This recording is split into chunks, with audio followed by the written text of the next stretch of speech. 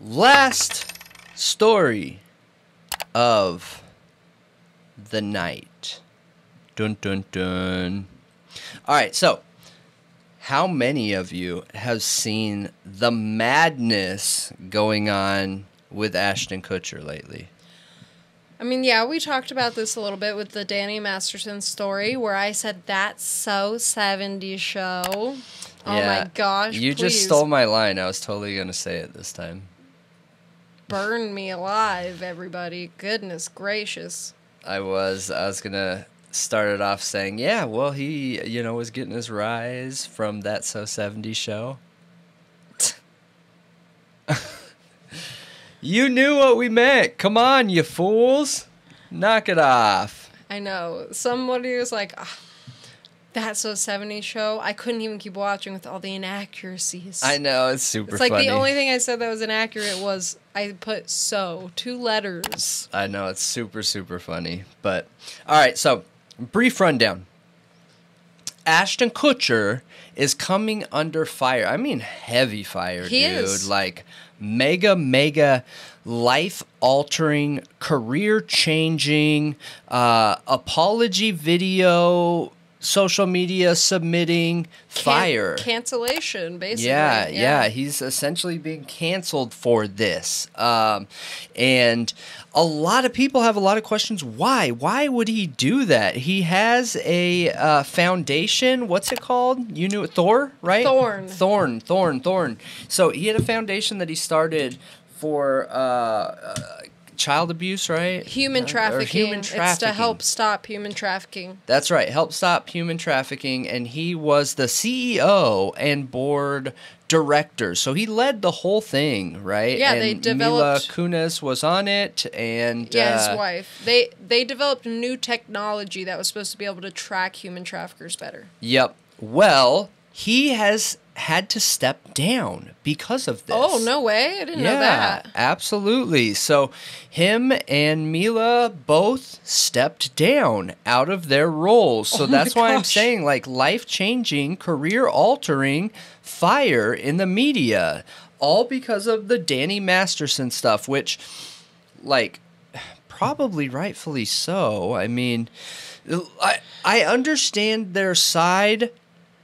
Kind of. Where they didn't expect it to get read out loud to the public. I get it, right? I understand it. But if, like, they wouldn't take that into consideration? Well, also, like, how ethical is it? He got convicted already, okay? He was convicted. The trial happened. Now, I know there was a lot of question of whether he actually did it or not because the original trial was a hung jury. They couldn't decide. And then the second one, they only got him on 2 of them. Yep. So, I mean, I guess maybe they thought he's actually innocent. I don't know. Like, I don't know.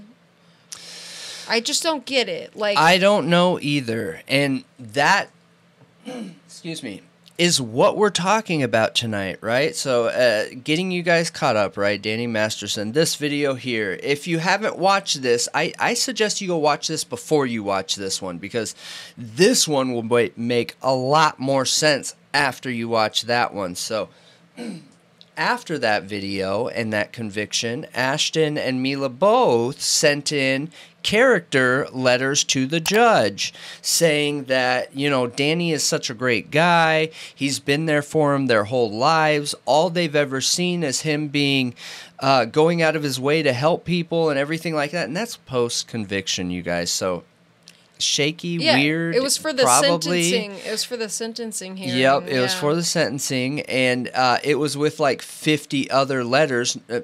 And I gotta say, most, if not all of those, were Scientology-directed letters. So I'm not saying that Scientology directed them to do that, but they happen to be all Scientology people. Now, listen to this story, and then let me know what you think at the end of this, right? So,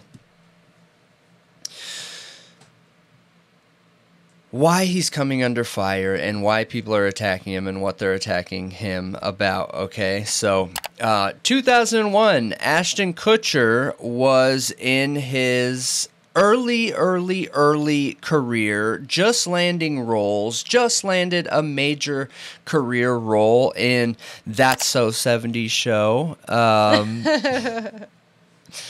Stare. That's what it's called now. Right? And that show was in 1998. Got it. No, but really, so he was in That 70s Show, and that show started in 1998. And this situation is in 2001. Okay, so he wasn't big yet, but he was getting big. He was starting to hang out with some other stars, getting invited to Hollywood star parties, things of that nature.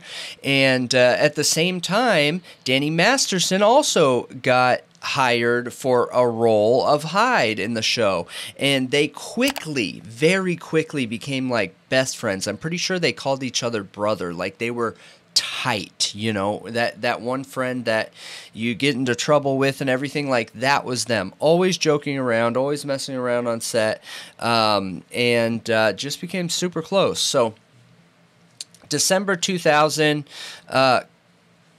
Kutcher met Ashley Ellerin at a party at Josh Hartnett's house. You know the actor Josh Hartnett from like Pearl Harbor, Black Hawk Down, Oppenheimer. Well, meeting Ashley Ellerin forever changes Ashton Kutcher's life, you guys. All right, so who is Ashley Ellerin if you don't know? She was a girl born in Los Altos, California, Northern California area, and she was a girl living the LA life.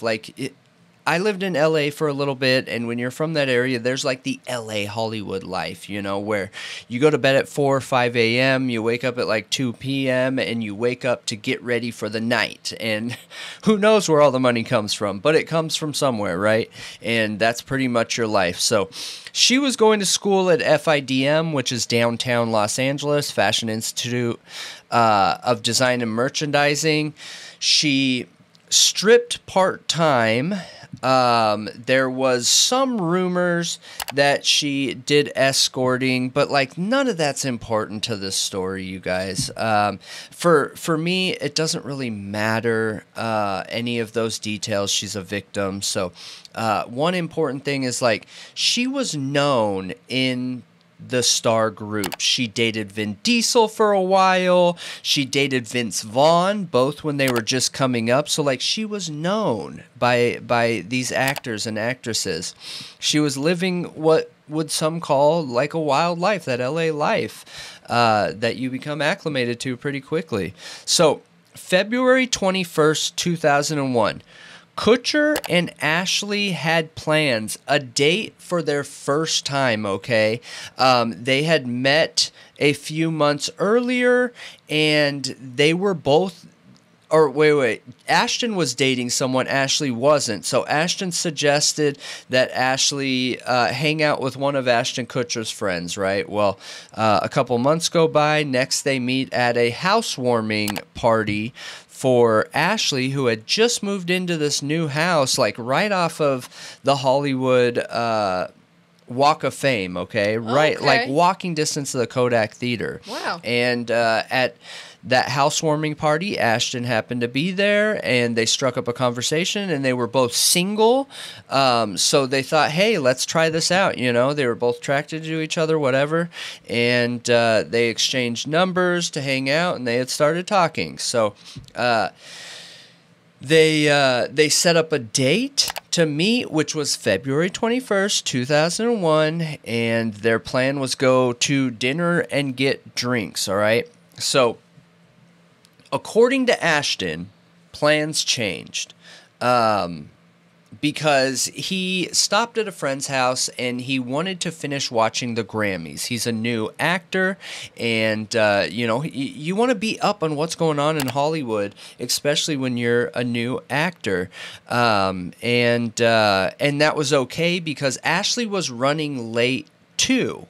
So they talked 3 or 4 times from the time he was supposed to be there. I think it was like 7:30 or 8 or something like that.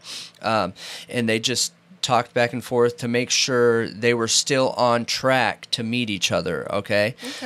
So one of the last calls before they met up was Ashton calling and leaving a voicemail, and she called him back a few minutes later from a friend's phone and let him know, hey, the house phone isn't working, so I just called you from my friend's phone, but I should be ready at this time, you know, come over around this time, whatever. And what's interesting is the phone wasn't working.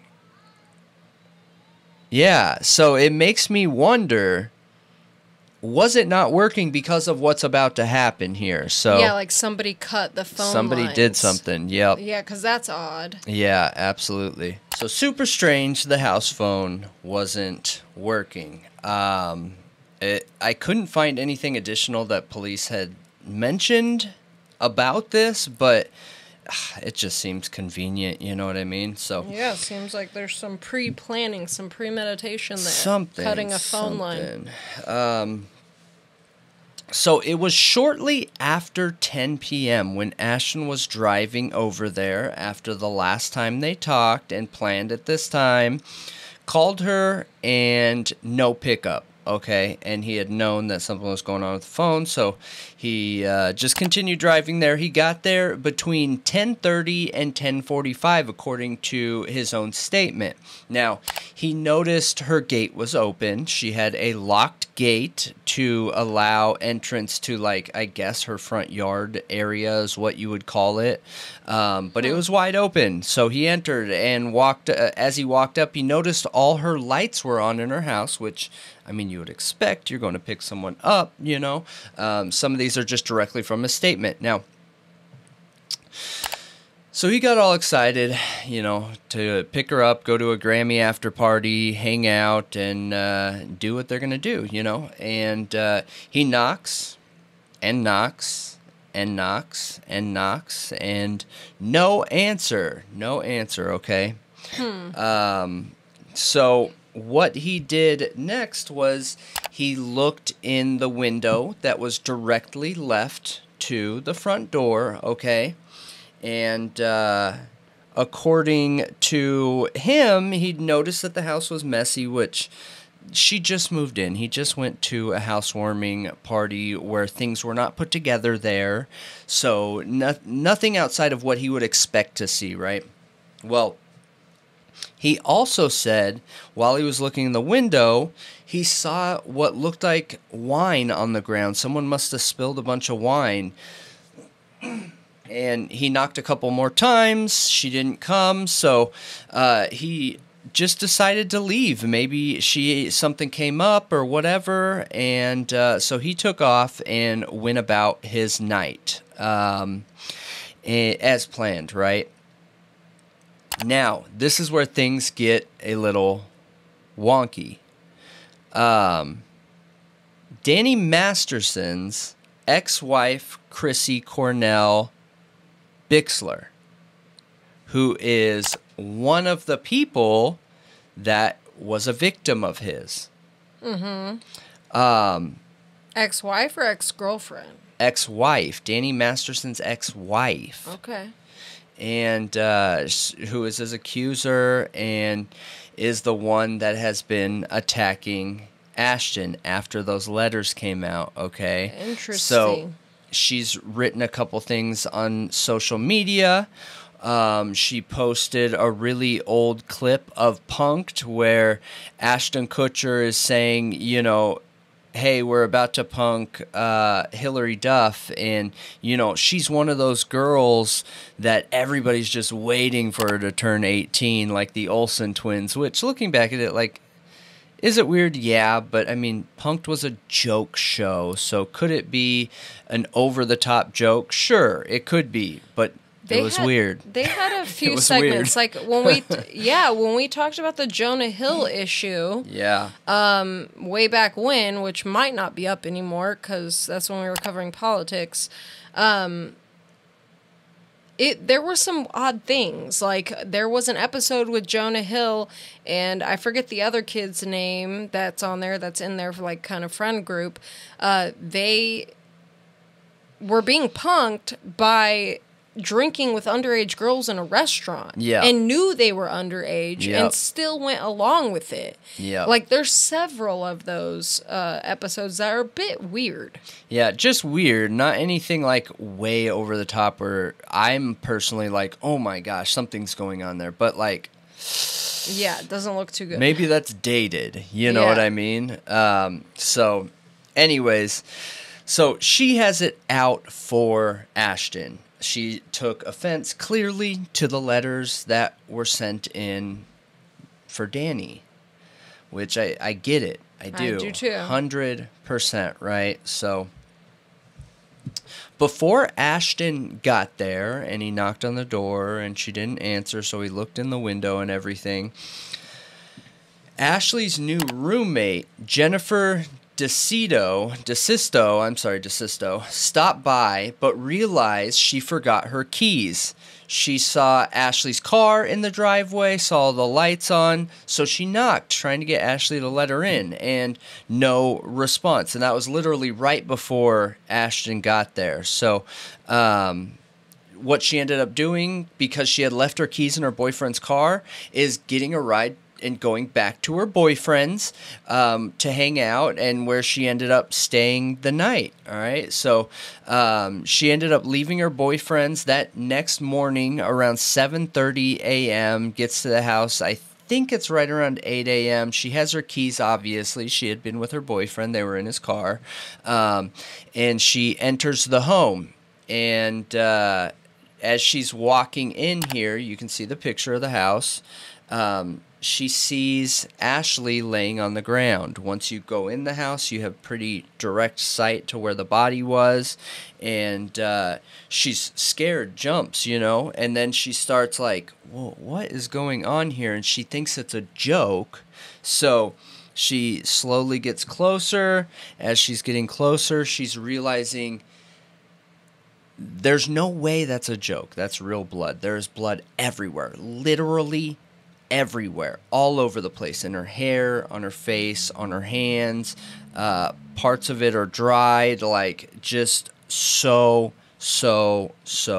bloody. And he said he saw wine. How can you mistake wine for blood? I hear you. I don't know, but you know, when she got up close, she could see that she had a green robe on. She had silk boxer shorts, which were pulled down onto her thighs, and she was wearing a blue camisole around her torso, and she was laying face up in a pool of blood, and she realized clearly, like, this is not a joke. Something's up. And there was blood everywhere. So she called the cops, and the cops got there by 9:28, where she was pronounced dead at the scene. So yeah. The crazy thing here, you guys, so she had 47 stab wounds. Wow, that's a lot. 47. 12 fatal. One of them so bad that the only thing that was keeping her head on was her spinal cord. Oh. Yeah, she had one right here, so, and it, everything. So, bad, right? So I heard there was even one that like pierced her skull, like just the aggressive, violent nature of this crime. You know what I mean? It wasn't like a couple stabbings and run. There was intention behind it. There was aggression behind it. And the one thing the cops noticed was she had a ton of defensive wounds, so she was trying to fight this dude off all over her arms, all over her body. That's so sad. Oh, my God. And her body was staged, which red flag serial killer. Oh, my gosh, Danny rolling. Yeah. Terrifying. Nope. And this was a large, sharp-edged weapon, so the cops thought right away, like, oh, shoot, we got a serial killer on our hands, man. Yeah. And they go to work. So that morning, before noon, Ashton Kutcher reached out to the cops, okay? called the police station and said that he had found out upon waking up that she was dead and he touched the doorknob, and he doesn't want to be seen as a suspect. So the police call him down there, want to take a statement. Of course, I mean, anybody that's that close to a crime scene, they're going to want to take a statement, right? So he comes down there willingly and everything, goes, I'm sure, with a lawyer, I'm sure with a manager, all that good stuff. And this is where it starts to really, really get funky, okay? So the police start asking him, all right, tell us about it, right? Tell us what happened. So he shows up there, knock, knock, knock, knock, knock, no go. He checks the doorknob, it's locked, so he looks in the window, and he says, you know, I saw some kind of red fluid. I thought it was wine that I was seeing right by her bedroom door. And the cops know like that. So, you know. Okay. Cops have been doing this a long time, clearly. This LAPD Detective Small, he was a detective for the LAPD with some time under his belt. He knew his stuff. And the second that Ashton Kutcher said that he looked through a window and could see blood, or could see wine or a red substance by her door to the entrance of her room, the cop knew he was lying. Knew he was lying right there because of this layout. So, where the window is, to the left of the door, there is no line of sight to where he's talking about. None. Oh, so you couldn't see blood from the door? You couldn't see wine or blood or anything from that window. You have to be inside to see that. So, since he's telling the officers the correct general placement of the blood without being honest about the line of sight, the cops know he went inside. So what we assume happened, and this is just theory, this is just speculation, there's been nothing out to confirm this yet other than, you know, and I'll get into that. So they question him, right? And even after that, the official story is that he was cleared. Cops know he didn't do it, okay? Right. So they cleared him quick. They cleared him quick right away and moved on to other suspects. Now, this is where the Chrissy Bixler stuff with Masterson comes into play. Right here, okay? So she puts out a message saying, Ashton, I don't know if you remember, but I was there that night too. That you called Danny. And these are one of the messages that she puts out on social media after Ashton writes in. So I want to be super clear, super clear, right? Because Ashton's got a lot of money. I don't want to get a lawsuit or something like that. Ashton did not take part in this crime, you guys. That's not what we're suggesting. We aren't suggesting anything like that.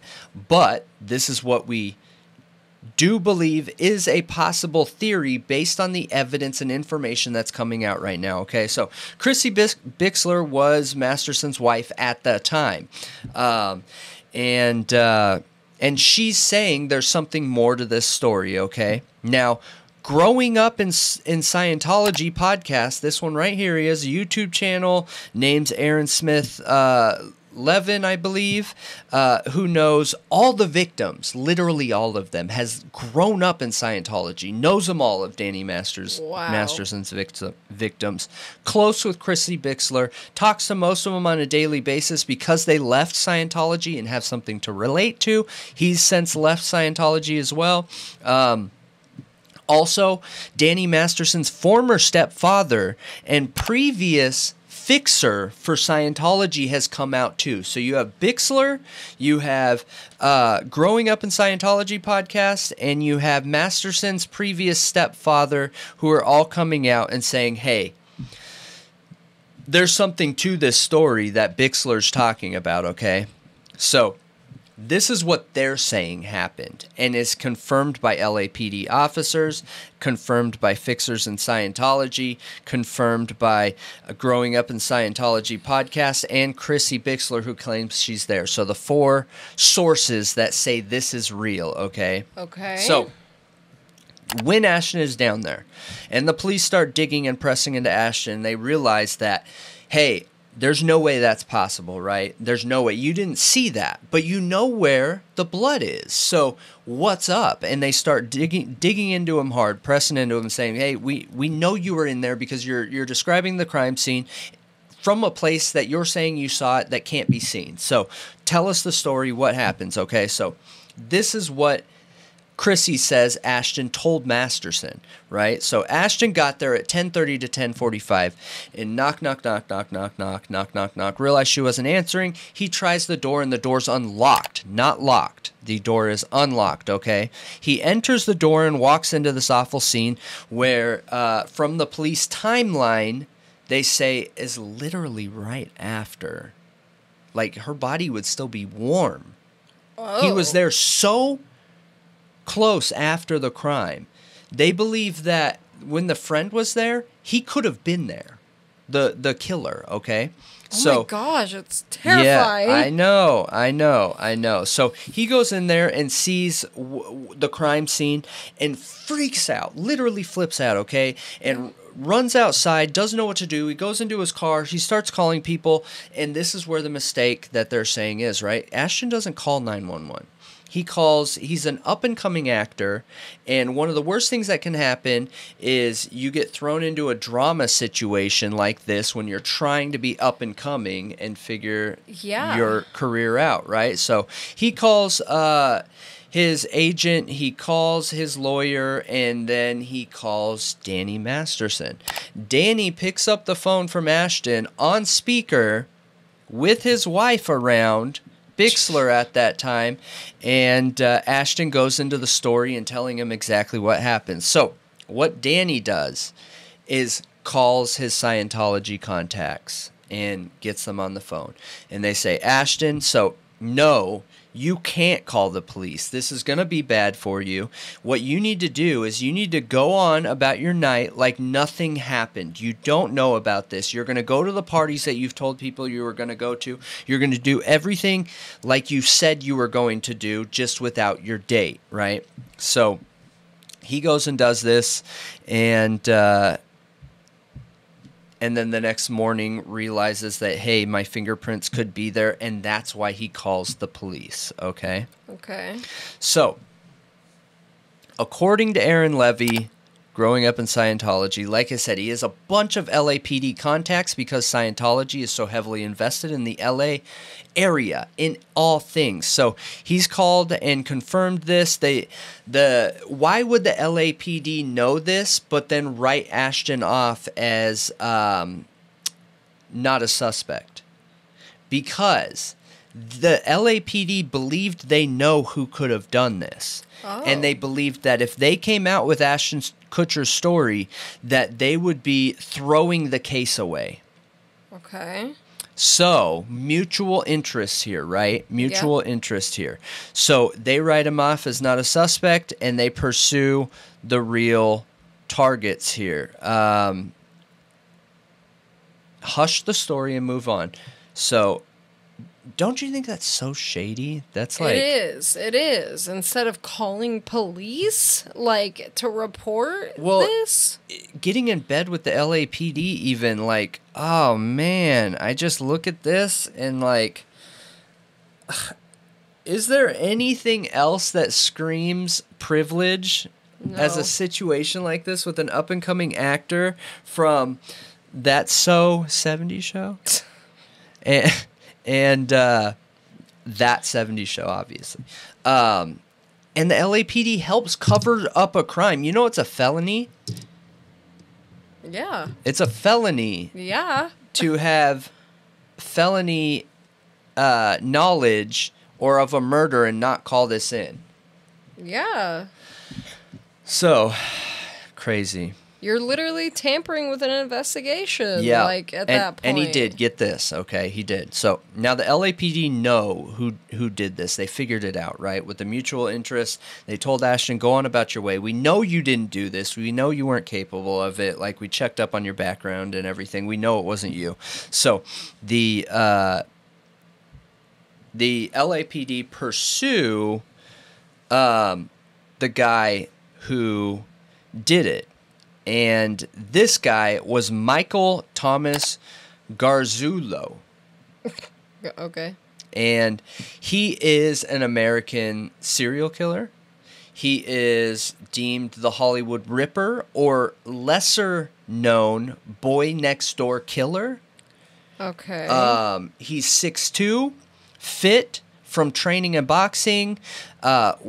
His approach is he would win the trust of good-looking women who lived near him and then stalk them, insert himself into their lives, and then he would use the rush approach and rush them with a knife, okay, and end them. And he was the killer in this story, you guys. He was, okay? So the LAPD knew it. They picked him up. They talked to him. But because of the decision of Ashton Kutcher, the LAPD and the DA's office decided that they couldn't get this guy. That if they took it to court, Ashton Kutcher's story would come out and the whole case would be thrown. So they chose not to charge this guy because of the decision Ashton Kutcher made. Okay? Okay. Now, after that,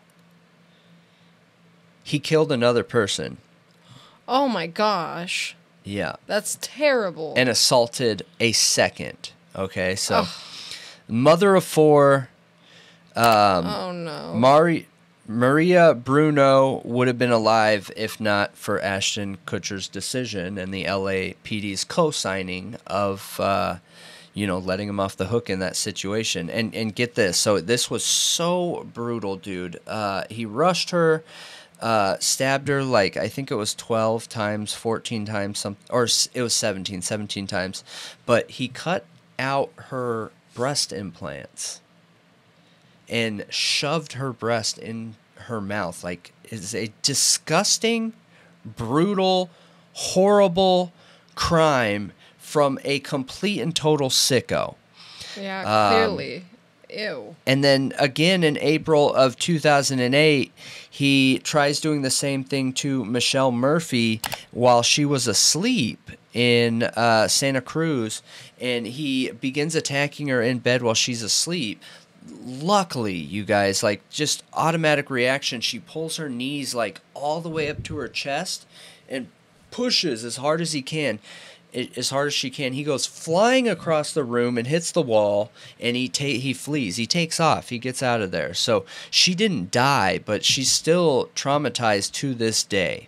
So this guy already had killings under his belt before Ashley, too. So in 1993, he was 17 and living with his parents in Glenview, Illinois, right down the road from Trisha Picacho, I think, is what it was. Or Picacio is what it was. She was 18 years old. She was sitting on her stoop in front of her house, and someone had approached her and stabbed her, and he was looked at as a suspect. Her parents ended up finding her the next morning. Traumatized everybody. So, just wild. So, this is what everyone's bringing up here. Did Danny Masterson have this over Ashton Kutcher's head? I mean, say any of this is true about him calling Danny that night. He might have this over Ashton's head. But what else does he have over Ashton's head? Because if he's got this is pretty damning. He very well might have ending. Yeah, it is. But he very well might have more. Yeah. I don't know what more could look like, but if this is true, I only see one of two options here, right? So if I was Ashton Kutcher and I knew this wasn't true, lawsuit, right? Yeah. You sue someone to shut them up. It's not like he's hurting for money or anything like that. Or you don't say anything and you hope it passes. Those are kind of your options here. Basically, yeah, pretty much. There's no way to verify this. The LAPD's not going to come out and throw themselves under the bus. Ashton's not going to come out and throw themselves under the bus. I think it's super plausible. I think that the letter written after he was convicted was weird, and it didn't help anything. He got the maximum sentence. Yeah, it didn't He got help 30 to anything. life already. Yeah, and also what was Or in anyways, I mean. what was in the letter was also really weird. Like him talking about the drugs and, you know, helping women and like all kinds of things. Just like, strange stuff. I feel like making those arguments made it feel like, at least for somebody on the outside looking in, like he didn't really believe Danny was capable of what he was convicted of. Yeah. Like, this is a really good guy who advocates against drugs. Like, drugs are a Hollywood problem, and, you know, he kept me away from them, and, you know, he's really helpful with women, and, you know, like, it was such... It was just all the positive things you could say about somebody. Yeah. Making him out to be like this... And not only that, but an important instrumental role in his life personally. Yeah. Like, Danny had a real positive impact in his life and was incredibly important to him on a personal level. Like, and who he is today is partially because of Danny. Like, and I get they were really good friends for a long time. Yeah. But considering what he's convicted of here, and you literally created a company against human trafficking, or to help stop human trafficking, to end it, to find these traffickers and bring them to justice, for you to then go out of your way to write a letter to get leniency and sympathy for a convicted... It was just strange. It's an odd choice. Yep. And your wife, too. Yep, I agree. It's strange. So, it makes you wonder if there is something there that could be held over his head. I mean, or maybe it's not directly like, hey, Ashton, dude, you got to do this, man, or I'm going to let this information out. Maybe he feels obligated because of it. Personal obligation, you know? Maybe. I don't know, but it's interesting. It brings up a lot of question marks. It's curious. And I wonder what's going to become of it. What do you guys think? We're already seeing some things, clearly, since him and his wife stepped down. I'm curious if anything else comes of it, though. It's really, like, unfortunate. If he was in the wrong place at the wrong time, like, why do any of that?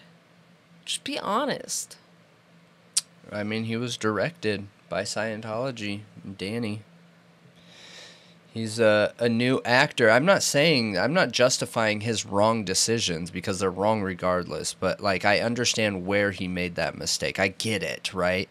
He had probably the greatest thing he's probably ever felt, up and coming actor and making things happen, and has this awesome role, and he's living his dream that he always wanted to, and he didn't commit this crime, and blown away and shocked, and what the heck do I do? And then Scientology digs in their fingers. Yeah. I'm curious if there was a significant effort to recruit Ashton, because that was one of the main goals of, you know, the founder and leader of Scientology, was to recruit celebrities to, to get them bought in and donating money. And, you know, that was literally like a #1 goal for him. Yep, absolutely. But I'm curious what you guys think. Let me know how you feel about it. And do you think that Ashton could have had something hung over his head? Was it intentional blackmail? Was it a personal accountability where he felt like he had to do it because of this situation? Do you think there could possibly be more? What do you think? He by writing this letter, which was weirdly similar to the Scientology written letters, by the way, about the anti-drugs and things like that. But then Masterson was convicted of drugging women, by the way, saying. Yeah, right. That's important fact. Come on. You know, why even talk about that? So, like, yeah, I don't do drugs. I only drug people. Okay. That's an important fact. What? Yeah. So, I mean, that kind of speaks to Ashton almost maybe thinking he could be innocent, saying he's so anti-drug, there's no way he could have drugged women. Like, maybe it reveals a little bit about how he feels. Or maybe it doesn't. maybe. But I think to write that letter, I don't know. Like, that was a risk, and he now lost quite a bit already because of it. So, but yeah, I'm curious what you guys think. And leave those comments below. Let those thoughts riot in the comments below. For sure. Yes. Is Ashton to blame for those other people losing their life? That sucks, man. I know. It really does. And that guy's a monster, and I'm glad he's put away, period, behind bars, awaiting death penalty, death sentence. So right where he should be. He is disgusting. Yeah. But